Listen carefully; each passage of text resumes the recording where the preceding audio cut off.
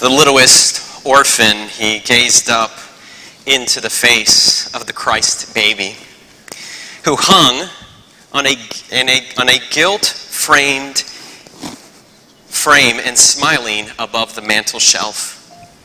For the littlest orphan, the picture sparkled and had an aura of happiness.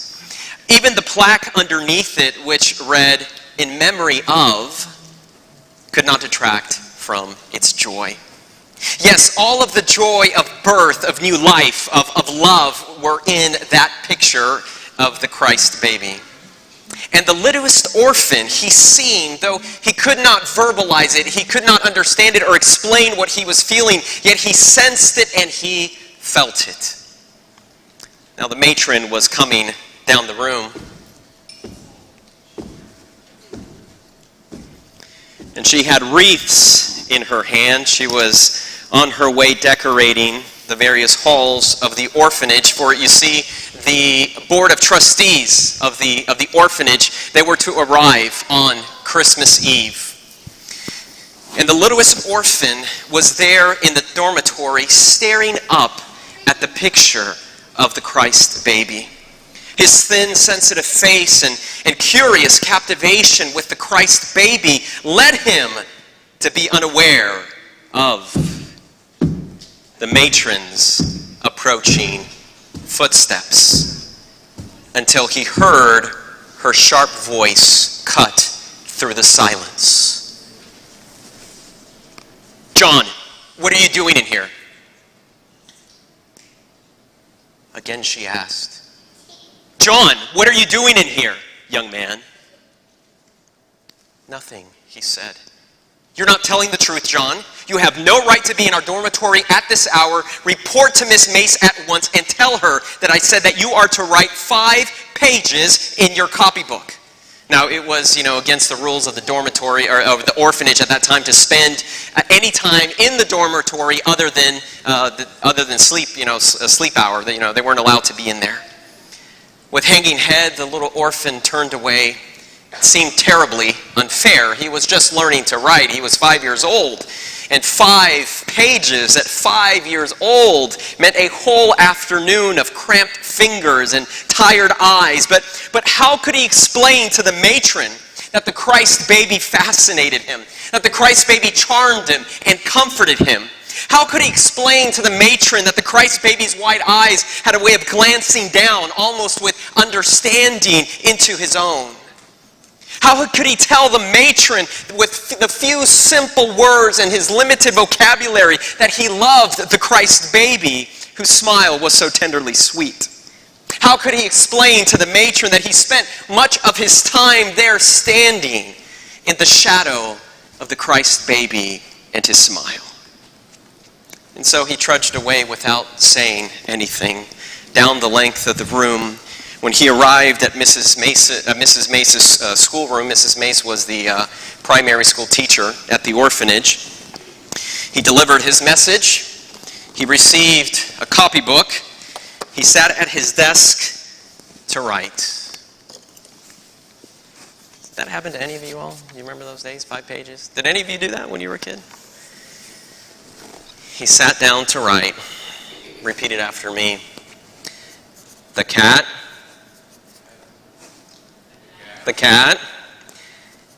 ate the rat.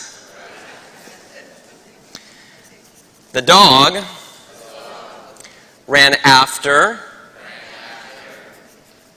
the cat. The man beat the dog who caught the cat that, you know how it finishes? Ate the rat. Seems some of you were writing this when you were little kids, huh? Over and over and over again, the cat ate the rat. The dog ran after the cat. The man beat the dog who caught the cat that ate the rat. 5 pages. And he wrote it again and again. I mean, I got hand cramps just writing it halfway through the page.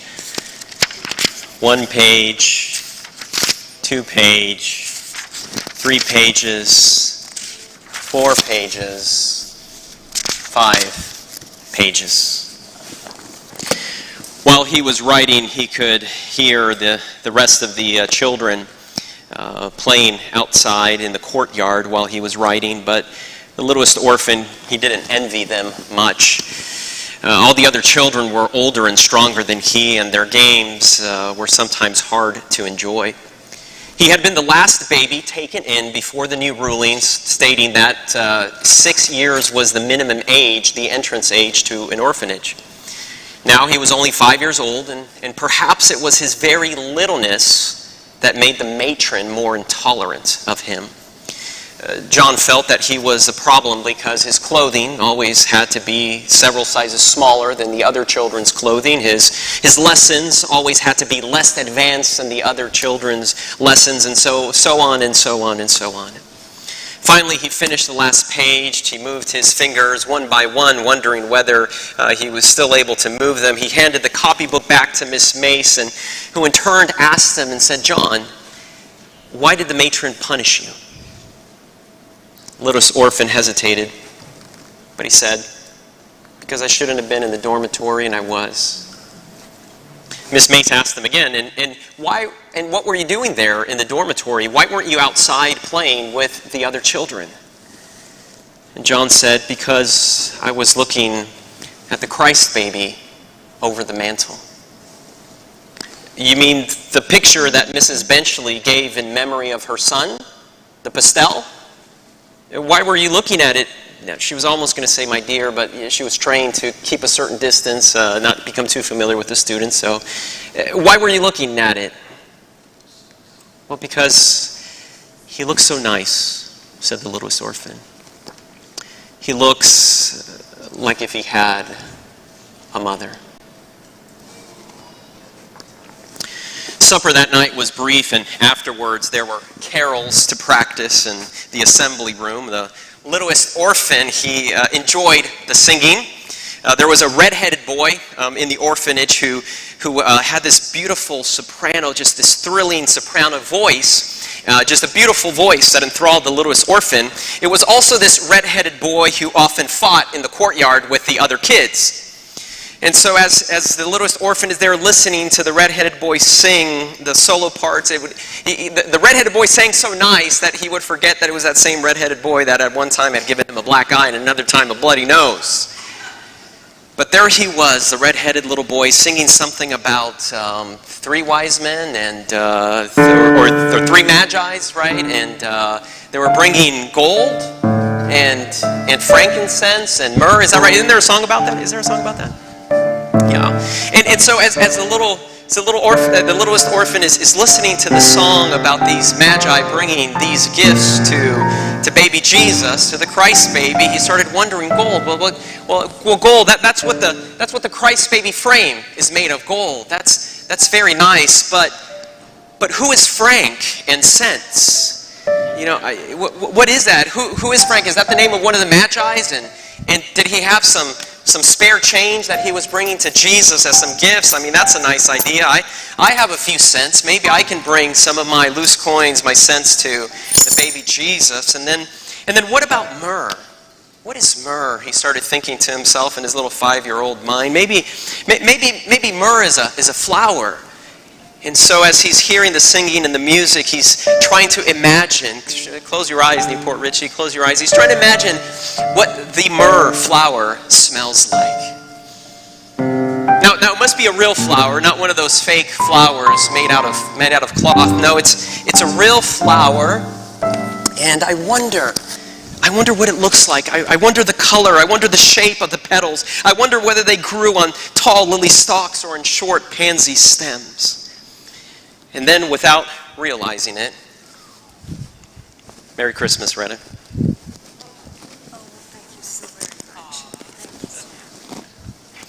And then, without realizing, the music stopped. And he opened his eyes with a startle.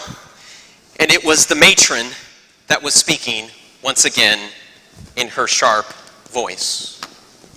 "Before you go to bed tonight, I want you to understand The trustees will be here in a few days on Christmas Eve. You must all be on your very best behavior until they leave. You mustn't make any disorder in the corridors or in the dormitories. They've been especially cleaned and dusted. You must pay strict attention to the singing. The trustees like to hear you sing. They will all be here, even Mrs. Benchley, who has not visited us since her son died. And if one of you misbehaves... She had stopped abruptly. Her silence was more menacing than her words. And if one of you misbehaves... It was only after a moment that she spoke again. Now off to bed. Good night. The dormitory was cold that night, and the gas lights were dim. The littlest orphan wondered about the trustees and who they were, and they'd be arriving in a few days on Christmas Eve, and he wondered what they looked like, and in particular, he was interested in Miss Benchley, who had lost her son. It was the same Mrs. Benchley who had donated the painting of the Christ baby. Now, to the asylum, all of the trustees were ogres, but the littlest orphan couldn't help but feel that Miss Benchley was the least ogre-like of them all. Somehow she was a part of the Christ baby's picture, and it was a part of her. If she were responsible for it, she couldn't be all that bad, right? And so there laid the littlest orphan in his bed. Often the littlest orphan wished that there might be another small boy who could share his bed, because he took up such a tiny spot of the bed. Once there were two orphans who had come to the asylum, and they were brothers, and they shared everything. They shared the bed, they shared the desk, they shared the books. And the littlest orphan, he wondered, wow, if I only had a brother, if there was only someone that I could share the bed with, the bed would seem warmer, it would be warmer, and it would be less lonely. He wondered who were brothers and how people got to have one. And he wondered if they just weren't some rare gift that came every once in every few years. Brothers were this rare gift, perhaps just as rare, or perhaps even more so rare than mothers. Oh, mothers. Mothers. There's that word again. The sound of mothers, the sound of that word had a strange effect upon the littlest orphan. Even when he said it silently in his soul, it meant so much to him. For him, mothers stood for warm arms and kisses and soft words. Often the littlest orphan had heard of other children in the orphanage talking about their mothers. Some of them could actually remember having one. But the littlest orphan, he couldn't remember. He had arrived at the asylum as a baby, delicate, frail, too young for those memories to later come to bless him. When the other children spoke of bedtime stories and lullabies and sugar cookies, he listened with wide eyes. It was cold in the dormitory, and it was dark. The littlest orphan wiggled his toes under the bottom blanket and wished that sleep would come. Sometimes sleep would come quickly, but this night, it was so cold, he couldn't fall asleep. As a matter of habit, his eyes would search through the dark room for the place where the Christ baby hung. Now, he couldn't quite distinguish the painting in the darkness, but he knew that the Christ baby was there. And the littlest orphan could not sleep. He wanted something. He was unable to describe what it was that he wanted, but he wanted it with such a burning intensity that tears crowded into his eyes that night. He sat up in his bed, a small, shivering figure with quivering lips and a baby ache in his soul that had never really known childhood. What was he feeling? Newport Richie, what was he feeling inside? Loneliness. Loneliness swept about him. The loneliness was more disheartening than the cold. It was more enveloping than the darkness. He didn't fear the shadows in the corner or the creaking shutters or the creaking stairs. No, loneliness was a feeling more poignant than fear, a feeling that clutched at him, that squeezed at his small body until it was dry and shaking and void of expression. Of all the sleeping dormitory full of children, it was only the littlest orphan who knew the ache of such loneliness.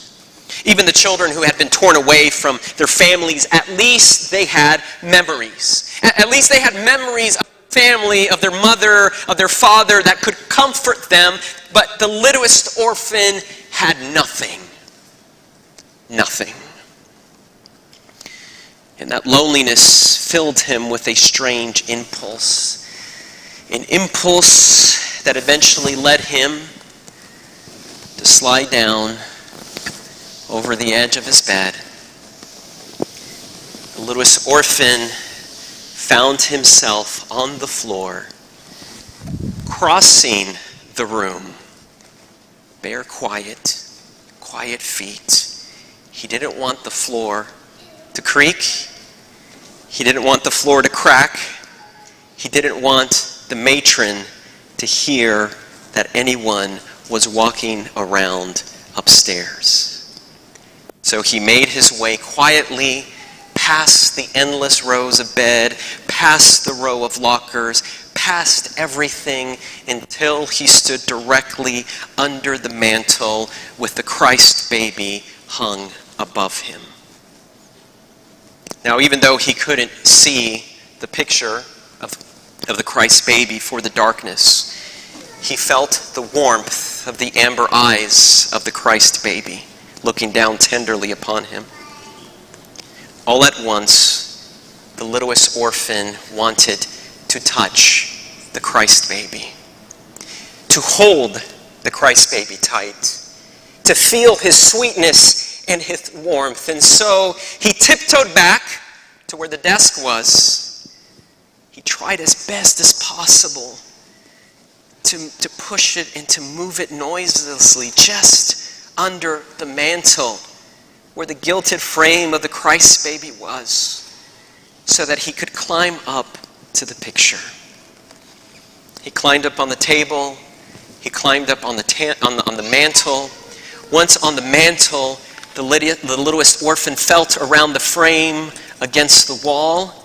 His fingers loosened the wire carefully, and at last the picture was in his arms.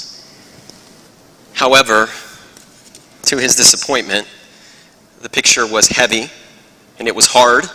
It wasn't soft, it wasn't warm as he had somehow expected it to be, but it was the Christ baby nevertheless. Holding it close, the littlest orphan now began to wonder and ponder how he was going to get down from the mantle onto the table and back down to the floor, all while holding the painting. He managed to turn around, and he sat down on the mantle. As he looked down, all he could see was darkness and that vague menace of depth. It had been a long way up. It would be even longer going down. He reached out with one foot over the edge of the mantle to see if he could feel anything. When he couldn't feel anything, he would pull it right back up. He would try again, maybe a little bit lower this time. Does he feel anything? He wouldn't feel anything. He would put his leg back up. The minutes dragged on to what seemed like an eternity.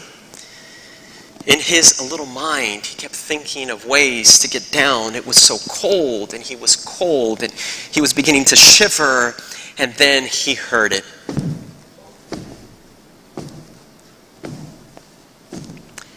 He heard footsteps in the hallway. It was the matron making her rounds to the different rooms before she retired for the evening. As the steps grew louder and louder, a soft yellow light appeared just underneath the door, which then opened. The matron peered in the room. Now, thankfully, the mantle where the littlest orphan was sitting on was just behind the door, so the matron didn't see him, but she walked into the room. She walked down the rows of beds, and then when she saw the empty bed, she rushed back to it. She rushed over to it. Now she wasn't being quiet anymore. She rushed to it. She threw the blankets, pulled the blankets away to see that the littlest orphan was not in his bed. She turned around. She crossed the room. She was about to exit the dormitory when, out of the corner of her eye, as if a magnet, she noticed a small little white figure sitting on the mantel, holding the picture of the Christ baby in his arms. With a voice sharper than he had ever heard, she said, "John, what do you think you're doing up there? John, what are you doing up there?" Above the top of the Christ baby's gilt frame, the eyes of the littlest orphan stared into the eyes of the matron.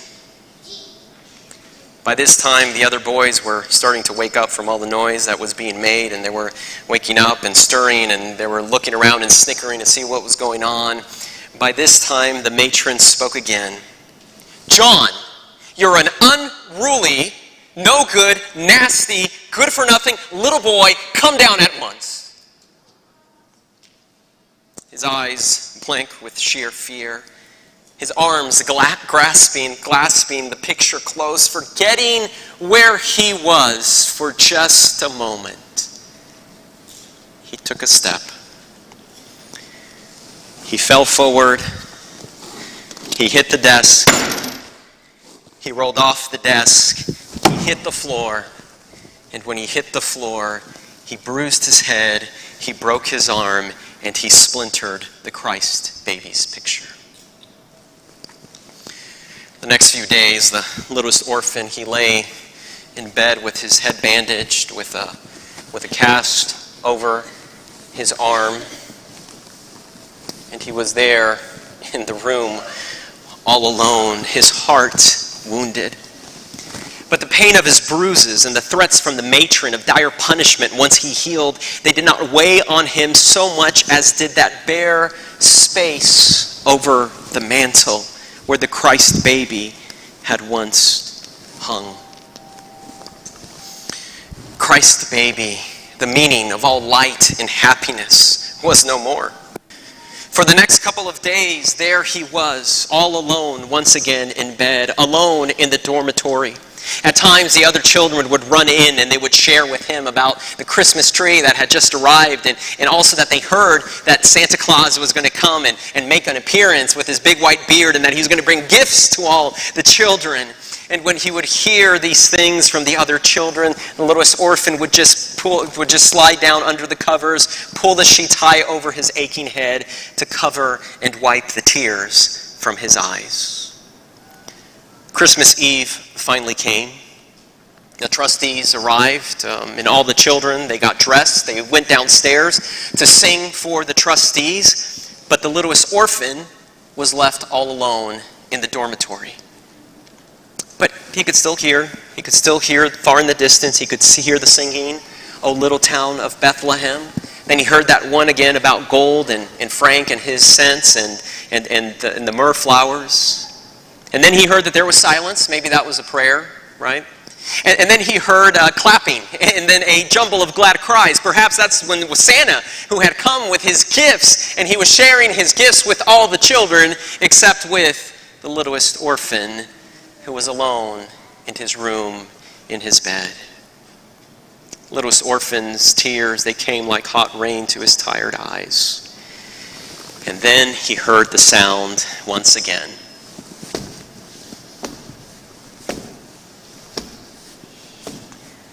Footsteps coming from the hallway.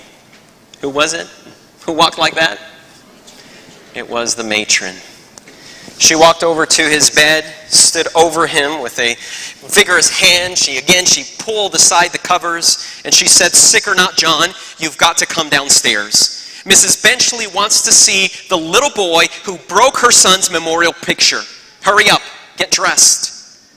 Shaking violently, the littlest orphan got out of bed. The matron helped him to get dressed and put his clothes on. They walked downstairs into the assembly hall. The little orphan made his way to the trustees. Walking slowly, the matron led him towards Miss Benchley, saying, "This is John, the child who broke the picture. I'd warned the children, Mrs. Benchley. I had warned them not to disturb anything. And a few days ago, before I retired for the evening, John deliberately disobeyed, and the picture is ruined as a consequence. What do you think we should do about it, Mrs. Benchley?" The littlest orphan wondered what Mrs. Benchley would do. Would she beat him in front of the rest? Would she leap at him accusingly like the matron? He had never felt so small or so inadequate at that moment. He closed his eyes, expecting Mrs. Benchley to strike him. He figured that, if the blow was coming, it was better for him to have his eyes closed when it came and when it landed. But then suddenly a voice came. A voice that was so soft that somehow he could almost feel the velvet texture of it. Poor boy, poor child. He's frightened and he's hurt. Come here, John. I won't hurt you. Come here. "I think," said Mrs. Benchley to the matron, I think that I'll ask you to leave us. I want to talk with John alone." And so as the matron left the room, John opened his eyes to gaze upon Mrs. Benchley. Violet-eyed and tender. Lines and wrinkles in her face, yes. Sadness around the mouth, but still there was a sweetness about her. Graying hair with a bit of wave in it, her slim hands, they reached out for the child, hands that had known many years of loves and losses. There was something about her that was reminiscent of the Christ baby. "I know," said Mrs. Benchley to John. "I know," she said, "that you didn't mean to break the picture, did you, John? Did you, dear?" Eagerly, the littlest orphan answered. He said, "Oh, no, ma'am, I didn't mean to break the Christ baby." And then Mrs. Benchley asked John, she said, "John, do you know why I had the picture made? And why I gave it to the home here to be hung in the dormitory? You see, my little son was all I had after my husband died. And in my son's nursery, there was a Christ child picture on the wall. And my son, he loved the picture. And so when her voice faltered. I had an artist copy it. I couldn't part with the original. And so I sent the copy to a place where there would be many small boys who could enjoy it as my son had always enjoyed it." The littlest orphan looked up into her violet eyes, misted like April blossoms with the dew upon them. Her lips quivered. Could it be that she too was lonesome and afraid? His hand crept up until it touched her soft cheek, and John said, "I love the Christ baby."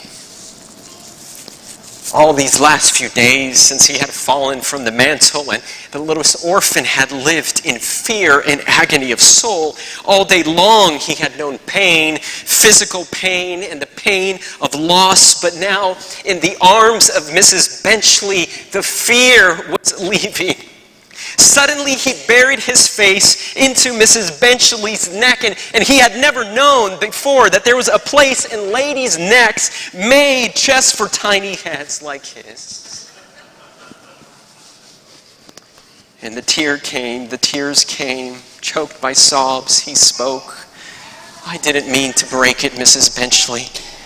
It was only because I was cold and lonesome, and the bed was big, and all the rest were asleep, and the Christ baby always looked so pink and glad and warm, and I wanted to take him into my bed and cuddle close.